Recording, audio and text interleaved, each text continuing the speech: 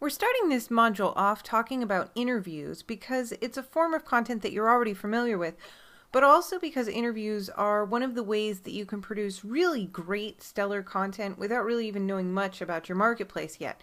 With an interview, you're borrowing the expertise of somebody else, and you aren't required to have any expertise to give an interview. Of course, if you're new to your niche, your knowledge will be growing very, very quickly as you immerse yourself in your topic and your Google Reader every day. But to begin with, interviews are something that you can do from the very start. And in fact, interviews can sometimes be even better if you don't have a lot of knowledge about your niche. Somebody like me who's been doing internet marketing full-time for 6 years wouldn't necessarily ask the same questions as somebody who's new to the field. Somebody who's new to the field will often ask the same questions that their readers who might be less experienced in the niche want to know themselves. So when you're conducting an interview, never be afraid to ask a question for fear of sounding uninformed or fear of sounding dumb, because if it's on your mind, it's probably on the mind of your blog readers too. Interviews also give you some credibility by association, as you get other people who might have been in your niche longer or are seen as experts to do an interview with you. Your readers start to associate you with them and their level of success and expertise. So it's kind of like guilt by association, but it's in a much more positive way, of course. So take advantage of that. And the best way to get an interview is to ask for an interview. It's simple as that. You can use Twitter, Facebook, contact me form on somebody's blog. You can use Skype, email, phone calls, or any other method that you find out there to reach the person. Just ask. Tell them who you are, tell them the URL that you'll publish the interview on, and what kind of a time commitment you're looking for from them. It might be 5 questions over email, it might be a 30-minute Skype chat, but be upfront so that they know exactly what you are asking for. Don't hit all of the communication channels at once. So don't email them and tweet them and phone them at the same time. For example, it's okay to contact them on one channel and then follow up via another channel a few days or a week later though. You just don't want to bomb them all at once all over the place, because that can be a little bit overwhelming and it can even come across as sort of demanding. You do want to hit their ego and tell them how much you appreciate their work, assuming that that's the truth. Don't worry about having to seem important yourself and inflating your own position in the marketplace if you're new. Just make it about them and about how much your audience would love to know what they think about these topics in your niche. Keep it simple, just ask, be patient, and always, always, always be polite. So now let's talk about who to interview. It's not always about the A-list. You don't need to interview the expert in your niche for interviews to be successful.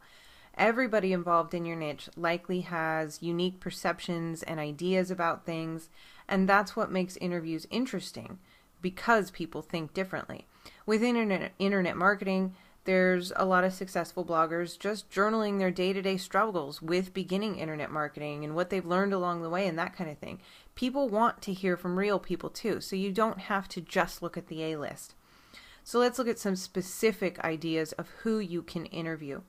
Other market leaders or bloggers in your niche. This is a no-brainer. It's one of the most obvious places to start, but it shouldn't be overlooked. Other bloggers are usually pretty receptive to an interview because they're always interested in spreading their own sphere of influence. And they also know that an interview usually comes with a backlink for them, so you'll find that bloggers are often really receptive to interview requests. Another place where you can look for possible interviewees is the Uber fans, the big fans of your niche itself. This is a fun one. It's a chance for your readers to become the subject of a post. So perhaps you've got somebody who's always engaged with you on Twitter about your niche or comments on your site a whole lot. You know that this is somebody who's really enthusiastic and really passionate about your topic. And that is what makes for a great interview, is that enthusiasm and that passion. Another area to look is to consider those folks who spend a lot of time really involved in the forums in your marketplace. You know that they're enthusiastic, you know that they're passionate, you know that they have something to say. Another area to look is folks who create content but in a different medium than yours.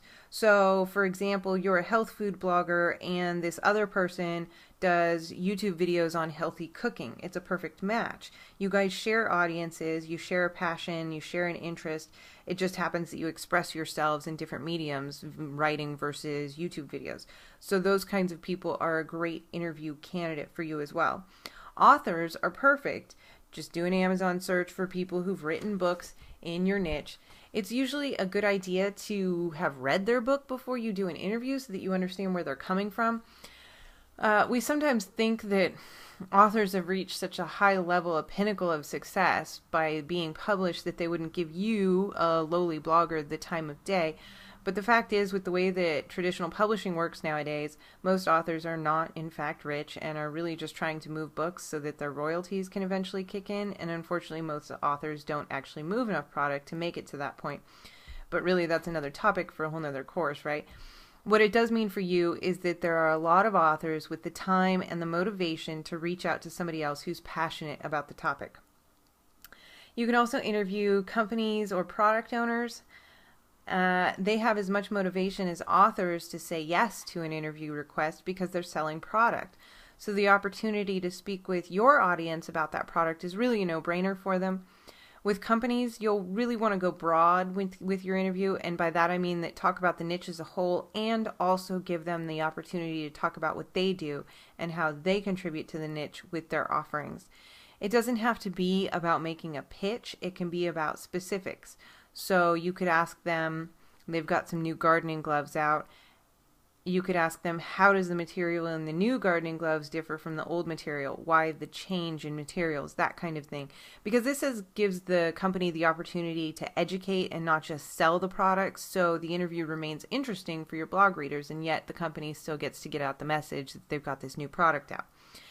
Another area to look at are similar verticals, and I'll give you an example straight out on that. You're in the tomato gardening niche. There's another blogger who's all about rose gardening. You could ask that person, what's he learned about indoors versus outdoors gardening? How has gardening changed his life? You share enough common ground that your audience can benefit from, even if the exact tiny specifics aren't exactly the same. And you might find that you've got a ton of readers who are also really into growing roses. So some more examples in the similar verticals area. You do crochet and you interview somebody who does sewing. You do web design and you interview an interior designer. You do organic food and you interview the proprietor of an organic clothing shop. These aren't exact fits, but there's enough similarities to get some great information out there to your readers. In any case, no matter who you're interviewing, do your homework, know who they are, know their story, know how they came to be a part of this niche or this marketplace, and know where they stand on the really big issues in your niche. Also, you don't want to interview, you want to converse. Interviews work best when they sound like and flow like a natural conversation between two people. So you have to be willing to go off topic if the conversation heads that way and it's relevant to your audience. You also have to be willing to put down the questions that you've put together ahead of time and ask some follow-up questions to what the interviewee just said. You're supposed to be interviewing them, of course, so this is about their answers and their thoughts and their opinions. But if the conversation is so one-sided with them talking that it's more like a monologue from your guest, it can be really unnatural for your audience. So don't be afraid to speak up too when you're conducting an interview. That's what leads to more natural conversation, and that can help the person that you're interviewing open up a lot more also. So now we're going to talk about how to actually conduct your interview. Again, you should always be focusing on having a conversation more than an interview, but you'll probably need a few jumping off points along the way to get the conversation flowing. So your first set of potential questions to ask should come from your research on the person. Once you know a little bit about them, you'll hopefully want to know some more. So as you're doing your research, write down all of the questions that came up while you were doing that research.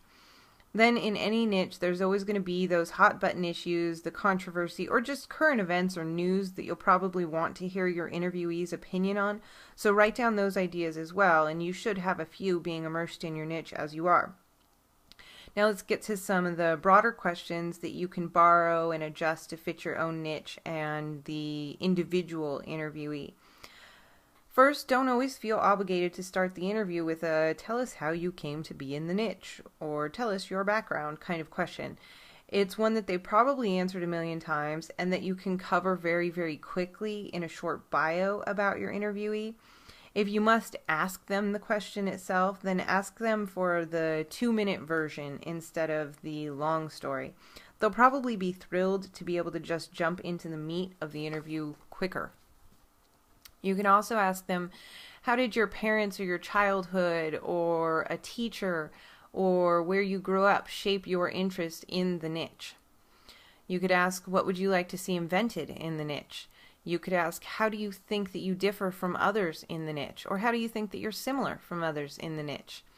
What are the biggest lessons that you've learned from the niche? And that doesn't necessarily have to be niche specific, as in from the healthy cooking niche, I've learned how to cook better meals for my family, not just myself, but it could be what kind of life lessons have you learned by being a enthusiastic organic cooker, something like that. Ask what's most challenging for the person within the niche. Ask them what their biggest passion is outside of the niche. That can be a surprising one a lot of times. Ask them who their biggest inspiration or hero is and why, and that again can be also outside of the niche in life in general. You can ask them what is their favorite niche tool, their favorite gardening implement, their favorite cooking tool, their favorite internet marketing tool. What should be the biggest takeaway for people who read or see or listen to this interview? What does the person that you're interviewing want people who are listening to really take away and absorb? What's the biggest lesson that they should take away from this interview? And here's one that I really like is, what's the question that you're never asked but you're dying to answer? And that can lead to a lot of really interesting follow-up questions as well. And you never want to just read off a litany of questions like this to somebody and take their answer and say, oh, okay, next one is this, next one is this, next one is that. That's where we're getting into the unnatural interview style. We want to keep it to a conversation, and you can return to these for inspiration throughout the interview should you need to. But always ask follow-up questions and be engaged in what they're saying, not just waiting for your next chance to ask a question. Don't forget that you can offer to give interviews as well. Just put a contact form on your blog for interview requests. Maybe it's a separate page on your site. It's great to do interviews for you too, because once you do, you've got another piece of content that you can curate and leverage, saying, hey, I did an interview with so-and-so. It's over here. Go check it out.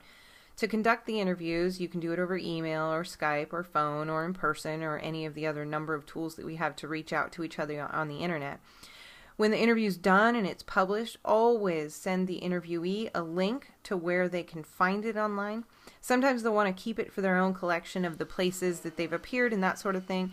But oftentimes they'll also tweet or blog or put a Facebook post up that this interview has appeared so that their own fans and followers can enjoy it. And that can give your site and yourself more exposure. You want to try to turn your interviews around fairly quickly, particularly if you asked anything that's a current event kind of question. For an audio, they can go up the same day or the next day. You just upload the file and embed it. Text interviews will take a little bit of formatting to look pretty, but again, you should be able to turn them around very quickly. This is just human nature. The person who does the interview is more interested in the interview the same day, the next day, the day after than they are 2 weeks from now. And so you're going to be more likely to get them, and not get them because you're not trying to coerce them, but they will be more likely to reach out and help you promote this interview by spreading it on their own blog or Facebook or Twitter if you turn it around quickly. And always, always, always, I can't emphasize this enough, always say thank you to the person that you've interviewed, because it's just good manners, right?